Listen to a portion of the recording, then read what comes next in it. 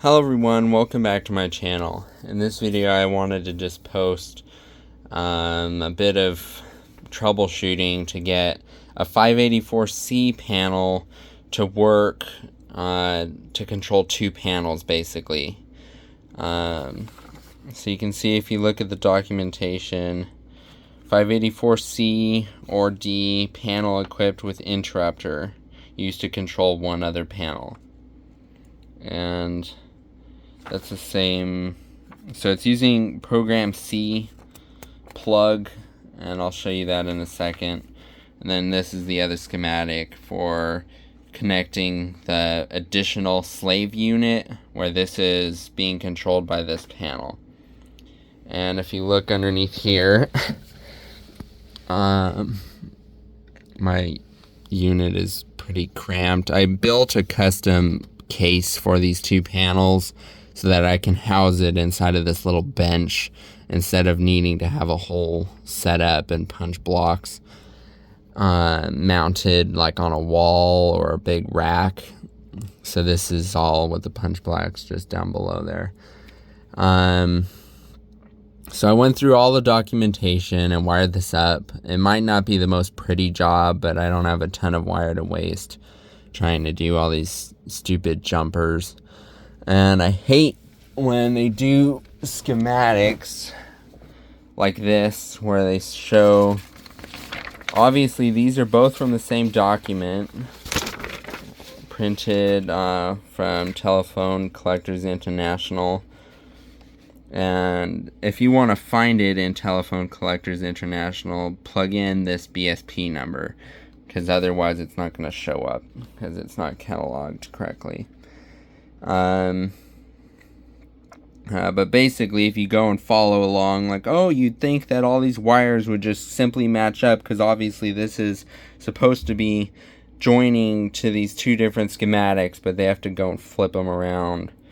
I don't even understand why this one is flipped around, because it is supposed to just link to this one, and there's literally no reason why they couldn't have rearranged these screws to show it better. And in addition to that, I really despise the fact that they just say Note 5 for these stupid jumpers, and they don't actually tell you what they're for.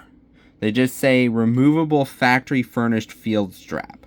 They don't actually tell you what these jumpers do, if you should remove them or not on this second panel. I did not. I left them, and for right now I don't even have any phones punched down to a block to even run the second panel, but I just needed to give this power so I could start trying to experiment. So I found that whole charade pretty stupid. And in addition to that, when I got through wiring these two panels up, I had to make a custom piece of cardboard for the program strap for this panel. Up here we'll show you the real one. So this is the program C or program A. This is actually reversed. So on this side that's printed program A, this is the program C side, because it's meant to be read from the top. So if you say program C, where you have program C facing up and you plug it in, it's actually going to be connecting with these on this side. So hopefully that makes sense that you flip it one or the other. But obviously if this is lost, like this panel was when I got it from eBay, I went through the documentation and recreated one of these, because at that time I did not have this. So I had to recreate it, just looking at the BSPs and see what they were wanting as far as what it does. But basically it acts as a switch. So you can see there's joiners, which are 2 wide, and then the single ones. And so basically there's basically this just switches between them. So there's a common wire in the middle, And then depending on which way you have it flipped, it connects either on this side or this side for each set. And so that's all the program plug is doing. And when I plugged in program C for both panels, lo and behold, the darn thing did not light up. And I followed all of their straps and wiring and everything for this. The only thing I haven't really connected is audible supply, because I don't really have a ringing generator connected to this thing. And when I go through and I start, this is the page that's one of the most important. Page 11 out of 12 on the section 518.215.410. This page actually shows you, actually this might be a different issue. This is sort of a compilation of different schematics and papers I found for this 584C, because it seems like no schematic or documentation is actually complete. At least not that I've found that it actually has all of the different things. This actually shows you more of the behind the scenes wiring. And then here, you can go ahead and read through all the notes. You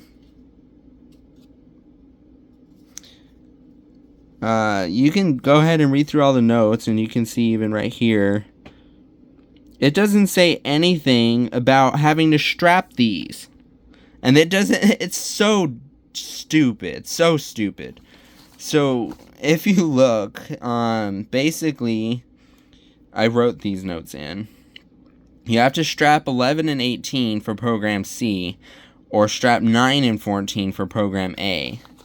I think technically they tell you, if you look, let's go ahead and look quick. So here they actually show you to strap 9 and 14 in the actual connection for using program A. So this is actually done correctly, because they actually show you strap 9 and 14. And let's actually look.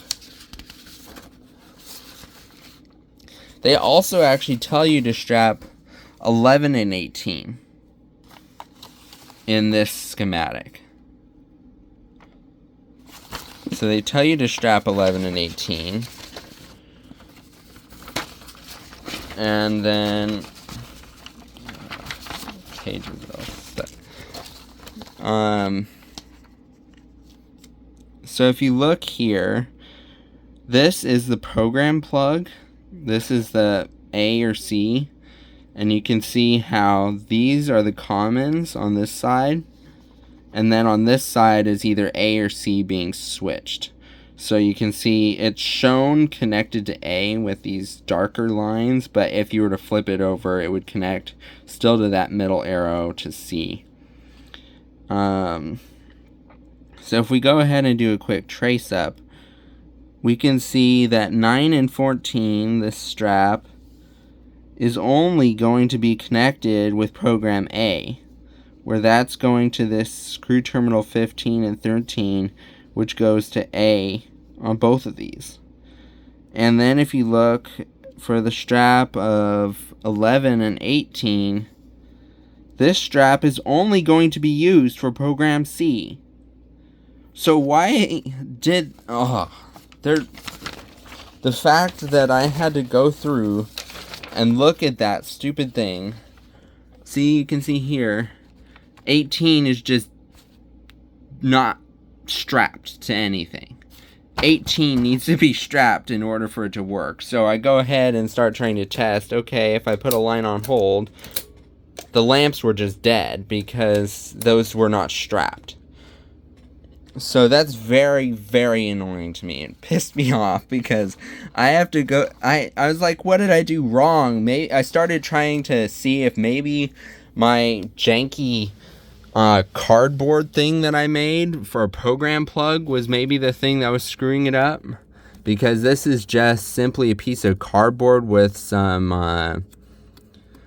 what do you call those? Brass. I don't really want to pull this out because it's fragile, but they're just brass fasteners glued down to this piece of cardboard. Very janky. And if I had a better solution, I would make that, but I haven't thought of anything better than this, because it needs to be sort of thin in order to even slide into this slot, and the brass fasteners kind of bulk it up a lot. So I double checked program C that it matched up with that one. I went through all the schematics and I was like, okay, they definitely match up. So if I put the program C side up, and I had made my little piece of cardboard correct, and now I'm worried these will come unglued.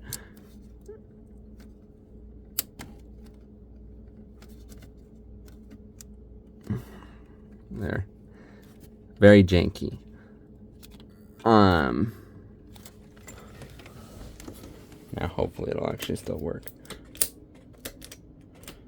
How you can tell if your program plug is bad is if, number one, you need to test that they can be put on hold. So if you get the lamps to be able to be put on hold, but then also you'll notice that line 4 will not light up if the program plug is not switched. If you're in program A and the field straps aren't done for, what was that, 9 and 14, then you won't get a lamp on line 4. And then you won't be able to put anything on hold though, unless you strap between 11 and 18.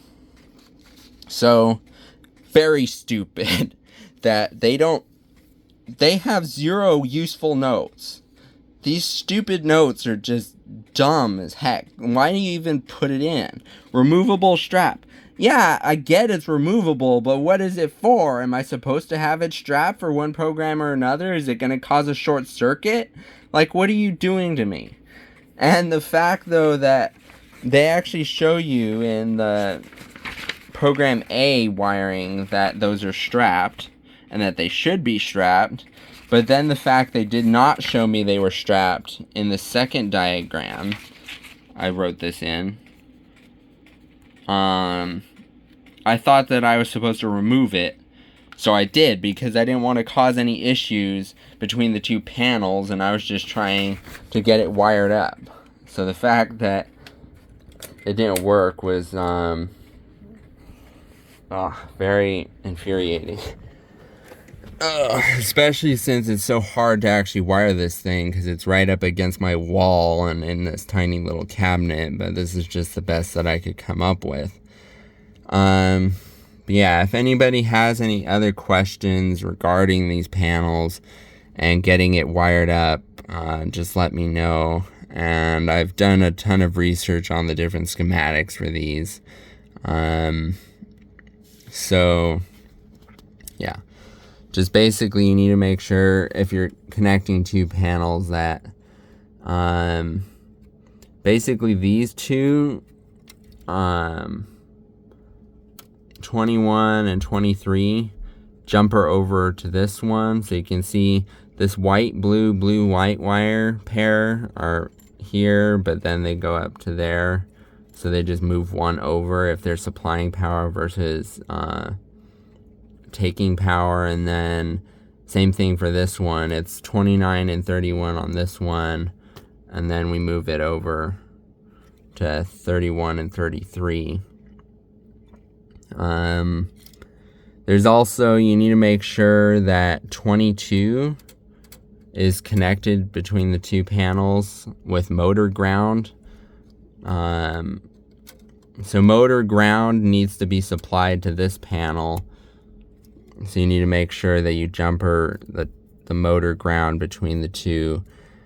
And then after you for sure have motor ground, which I think is on 28, yeah, 28 is the motor ground, this screw terminal number 22 will be grounded whenever a line card needs the interrupter to be on.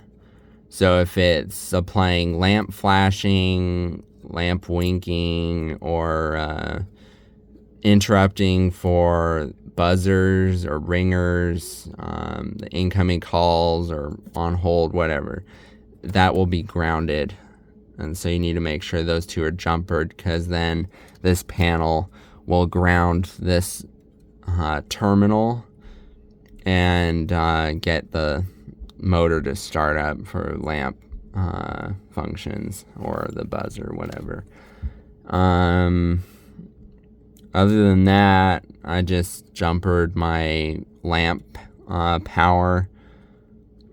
So there's a bunch of different jumpers you kind of need to install unless you're doing separate power supplies for each thing.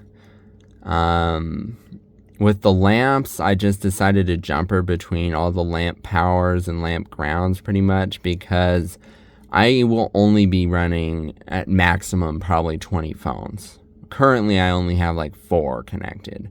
So needing to have the capacity for like 100 lamps is just completely ridiculous. If you're planning on having a giant museum or whatever that you need to have a ton of lamps, then you want to connect separate power for these, because these lines for the lamp power, basically some of them, so strapping between 18 and 11 is the interrupter's lamp power. So 9 and 11, those two go to the interrupter for the lamp winking or flashing. And then here 18 and 16, I've been looking at this too long. So 18 jumpers over to 9. Yeah, so 9, 18, 11, they all need to be with the lamp power. And then 20, 16, looks like it. 20 and 16 are lamp ground. And then I just have this jumper going over to my 20 volts ground to make sure they're common.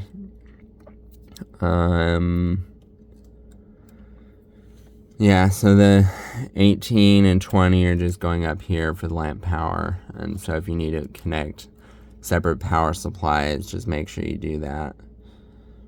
And then up here, these are the 20 volts power and 20 volts ground. This is ground. 20 volts negative. Or 24 volts, whatever, it'll work.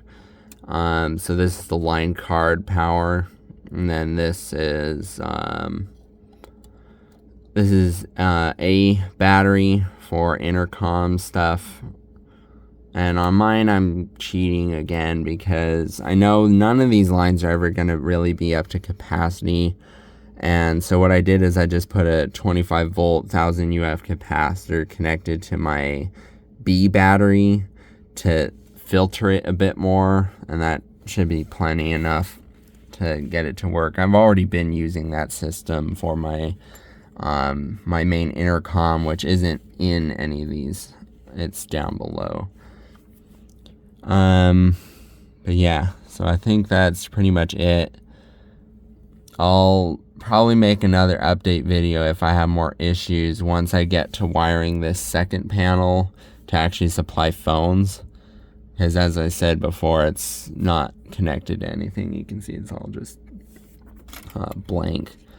And if you're curious about how that all works, some of the panels on this third one will actually supply separate pin 18 connections for each card, so that you can do music on hold functions through this cable. Neither one of my panels are capable of that, but if you see more contacts here, that's why. And then otherwise though, the pin 18 of all the cards are common to number 7. And so for this panel, I actually went through and cut the wires going to each pin 18 for my K400E cards, so that I can actually have music on hold and not have them all buzz.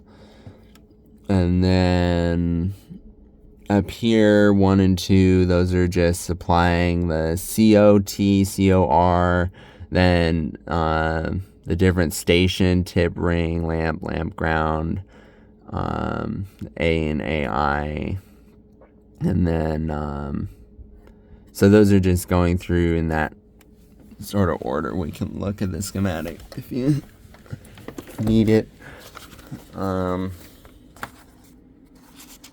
This is pretty small, but you can see COT, COR, and then the station tip ring A, AI, LG, L, and then the ringer for that line. So it just goes through in that order. And then you can see here's the music on hold connections.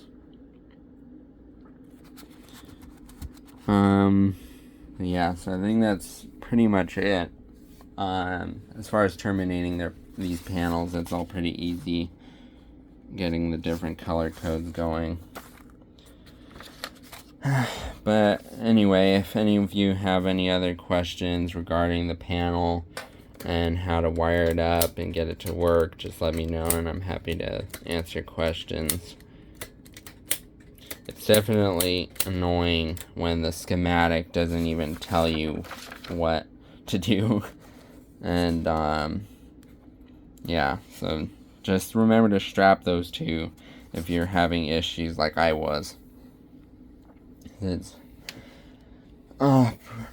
if I wasn't so experienced troubleshooting this equipment, I probably wouldn't have figured that out, because that's just really bizarre and weird that they did not mark that, and they don't tell you what the straps do. Anyway, thank you for watching, and be sure to check out the other videos on my channel.